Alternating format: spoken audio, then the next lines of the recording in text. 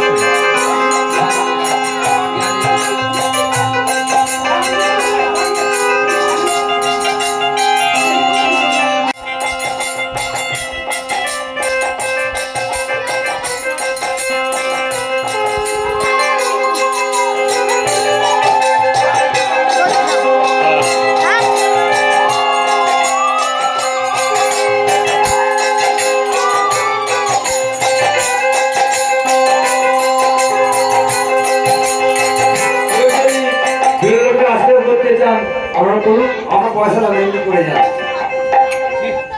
আজকে ইছুরিনগর এখানে বেরোলো কেনা বসে আছে তো আশীর্বাদ করে যান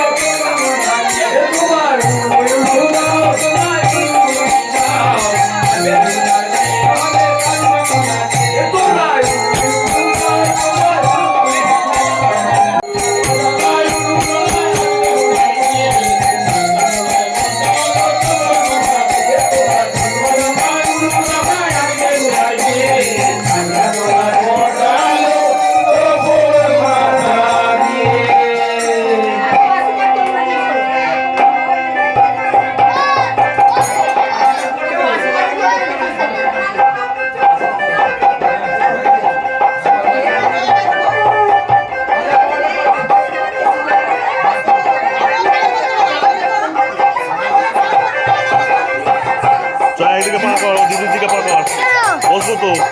না ওইদিকে দুটো দিকে পাকা হবে রাখতো ট্যাঙ্কটা নাড়ু চেয়ার ভেঙে যাবে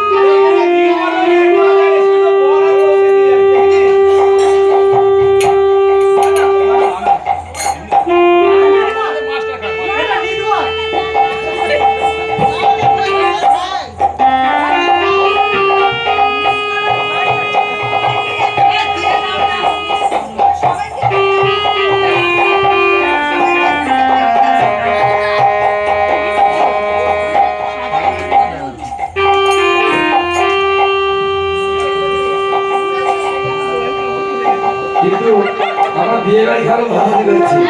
তুই আশা কি করছিস কিন্তু আগে ঘরে বসে বসে কাঁদছে ওটা কে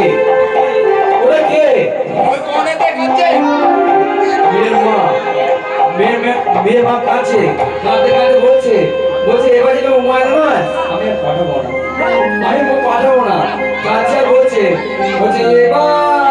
আমার উমায় এলে আর তুই উমা পাঠাবো না এবার আমার উমায় এলে আর তুই উমা পাঠাবো না